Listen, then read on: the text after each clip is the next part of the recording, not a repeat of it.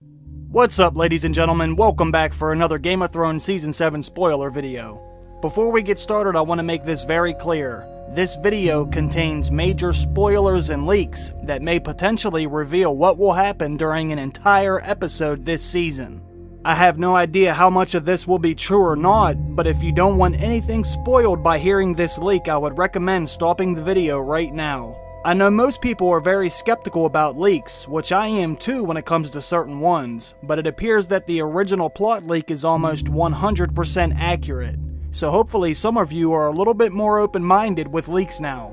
I try not to rule anything out until I see enough evidence to prove it right or wrong, but with this leak I'm about to show you, I'm still unsure of how much of this is going to be true. Some of it has already been confirmed by photos, promos, and trailers, but some of it is still unknown. I'm gonna be honest with you right up front. Some of this leak sounds pretty damn crazy. In fact, while I was making this video, I had to stop myself and ask myself if I wanted to finish making the video or not. So I ran a poll on Twitter and I asked all of my Twitter followers if they wanted me to make this video, and the majority of you said yes, so here it is. First, I gotta give a shout out to White's King on Twitter for sending me this information. The leak was originally uploaded on a channel called Freaky Doctor. As far as I know, it's a Spanish channel, but someone translated the entire video and posted the translation. I'm going to put the link to his channel down below, and I will put the link to the translated post down below too, just in case you want to see it for yourself from the original source. But I'll let you all be the judge, so let's begin. The episode starts with the excursion beyond the wall, which includes Jon, Gendry, Thoros, Beric, Jorah, Tormund, and the Hound, and 2 or 3 other unknown characters. Sir Davos does stay behind because he isn't much of a fighter, and he would only slow down the others. The mission continues through the north. As they travel, a lot of conversations come up. This is when Jon offers Longclaw to Jorah.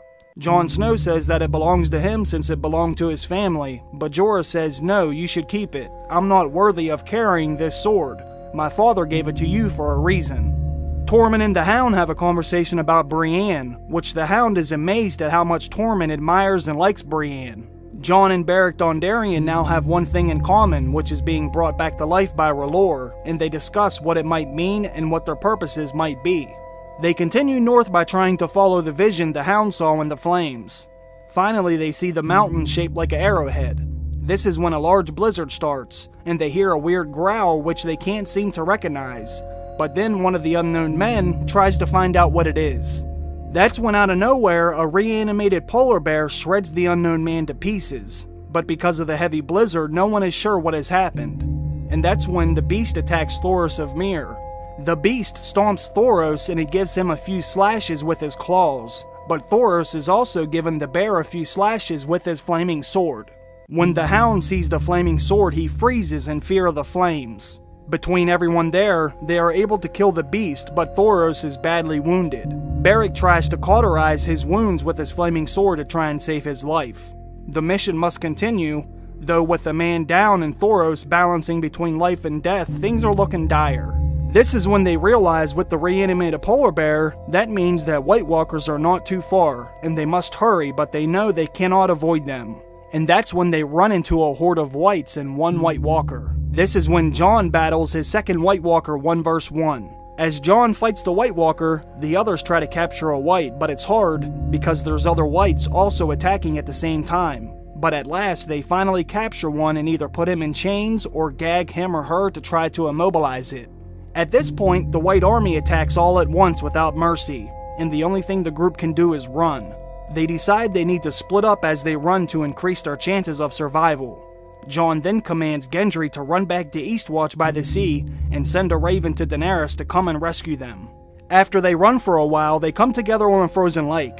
All the movement and fighting eventually breaks up part of the ice, and the group of men are stuck in the middle of the lake on a large piece of ice that floats above the other smaller pieces of ice. They then make a circle and wait for the incoming horde of whites, but the horde doesn't come right away, so they have to wait till they attack. While all of this is going on, Thoros of Myr eventually succumbs to his injuries and dies. Beric then takes his flaming sword and burns Thoros to avoid him coming back as a white. The Night King comes out from afar and stares at Jon Snow, and Jon stares back without fear. The lake begins to refreeze over again, and the horde of whites begin to rush Jon and the group. Tormund is almost overrun during the attack, but he is saved by a fellow companion. During this time, some of them are fighting alone and others are fighting together. It's chaos and not looking good when all of a sudden we hear the famous dragon roars of Drogon, Viserion, and Rhaegal. Daenerys has come to save the day, but she must first help fight back the whites and find a place to land that wouldn't cause the ice to break so her dragons or Jon and company don't drown. Everyone starts to get on Drogon and Rhaegal as Viserion kills whites from above. Jon stays back, fighting whites on his own to let the group board the dragons. Jon stands there basically saying, "Here I am," so the whites will attack him and not his companions, that way they can make an escape. As the group is trying to escape, the Night King takes a spear made out of crystal ice and he launches it at Viserion's neck, who is flying overhead. With one throw, the spear goes into the dragon's neck and brings it down. Viserion crashes into the frozen lake, which breaks the ice, making him go into the water and sink under the water. Jon then runs to climb onto Drogon, but he falls when Drogon takes off, and Jon falls into the lake as well. Daenerys sees that Jon is pretty much a goner. Somehow the survivors are able to keep the captured white with them. After all this, a wounded Jon gets out of the lake, but he's in trouble because the whole army of the dead is there surrounding him. This is when his uncle Benjen comes in to save him, and he has his ball of fire and starts killing several whites. He clears out a section of the whites and he gives Jon his horse so he can get out of there and make it back to the wall. But Benjen is presumably killed while Jon rides off. The survivors make it back to Eastwatch, and Daenerys is traumatized and heartbroken for the loss of her child, Viserion, as any mother would be, but the mission must continue. Jon arrives at Eastwatch by the sea, badly wounded. He is loaded onto his ship headed towards King's Landing along with Daenerys and the others. The Hound is trusted with taking the white to the dragon pit. On the ship, Daenerys goes to check on the wounded Jon Snow. While checking on Jon, he realizes how hurt Daenerys actually is, so he tries to console her, which is when Daenerys tells him, "He was like a son to me. It's like they have taken my son from me." Daenerys begins to tell Jon, "I promise I will defeat the Night King." Jon tells Daenerys, if she does indeed join him with fighting the Night King, he will bend the knee. Jon then calls her Dany, which surprises her, and Daenerys says, "No one has called me Dany since my brother." Jon then says, "What would you like me to call you? My Grace? My Queen?" Daenerys says, "She didn't mean it like that. It's just been a while since someone has called her that, and it was very personal." Jon goes on to say he would bend the knee, but he physically can't because he is so hurt. This takes Daenerys by surprise again, and she says, "You would bend the knee? What about those who follow you?" Alright folks, I'm going to stop the video right here for a second so I can show you something. Another leak came out a few months ago, and the leak had 7 pages from the Season 7 script for Game of Thrones. One of those pages was this scene between Jon and Daenerys on the ship. I'll put the leaked script on the screen right now so you can pause the video and read it if you're able to zoom in on it. According to this leaked script, all this does happen on the ship with Jon and Daenerys, and it does sound like Daenerys is talking about one of her dragons being dead, which is very interesting. But once again, I have no idea if this is actually real or not, but it does back up the leak that I've been reading you, if it is in fact true. But let's get back to the video. After Jon and Dany have their discussion on the ship, it then cuts back to the north where the Night King orders Viserion to be pulled from the lake. The whites pull him out of the lake using chains. Viserion is dead, but then he opens his eyes as blue as the Night King's. Then the episode ends. There is more to this leaked episode that I'm about to read to you. Apparently, the person who uploaded this leak wanted to keep all the scenes beyond the wall separate from the other stuff. Because so much happened north of the wall, they didn't want to bounce back and forth and make it too confusing. So the rest of the video is out of order. In Winterfell, the Stark sisters are in a bit of an argument. Arya brings the letter she found in Littlefinger's room, and she confronts Sansa with the letter she signed and asked her what it's about. Sansa says she had to do it to survive. So apparently what this part of the leak is about, if you haven't read the original plot leak, apparently what happens is, when Arya comes back to Winterfell, Littlefinger tries to get Arya and Sansa to bump heads and go against each other. Littlefinger tells Arya that Sansa wrote a letter to her brother Robb, back when he was at war with the Lannisters. Cersei made her write a letter to Robb to bend the knee and swear fealty to Joffrey, what Sansa did do under duress from Cersei, which I think did happen back in Season 1 or Season 2.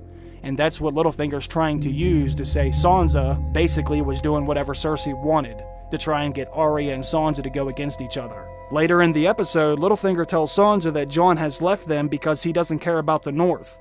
Sansa tells Littlefinger that Jon is the king and he needs to stop trying to get into her head. Sansa tells Brienne that she needs to go to the Dragon Pit to represent her since she's the lady in Winterfell. Brienne doesn't want to go at first since she swore an oath to protect her, but when she finds out Jaime will be there, she agrees to go. She believes she will be safe. She truly believes Jaime to be an honorable man. Before Daenerys leaves Dragonstone to help Jon beyond the wall, she is seen being nervous for Jon and Jorah, but mostly for Jon. Tyrion sees how much Daenerys starts to care about Jon and is uninterested in anything but news about Jon, which is when she receives a raven from the north asking for help, which she goes to help Jon. Tyrion pleads with Daenerys. He tells her she can't go because if she goes and died, then everything they have been trying to accomplish will be for nothing. Daenerys jumps on Drogon and leaves with her other 2 dragons following right behind her. So what do you all think about this leak? Do you believe any of it? If you're a long-time subscriber to my channel, then you should know most of this has already been confirmed. We know all those characters are going to go north together. We also know there is going to be a frozen lake that's involved with this scene as well. And there is fires this far north that could be dragon fire. Jon does look to be riding off on Benjen's horse as well. I can't speak for everything here, but some of this does look to be true. But like I said earlier in the video, I wasn't sure how much was true, so I was skeptical if I should even make a video about this or not. But most of you on Twitter voted yes, so I decided to make it anyway, that way you can at least hear what this was about. But comment below and let me know what you think about it. Thanks for stopping by and watching the video anyway, I really do appreciate that. And I want to give a big shout out to my Patreon supporters also. I love all of you, have a good day, I'll see you down below. Bye.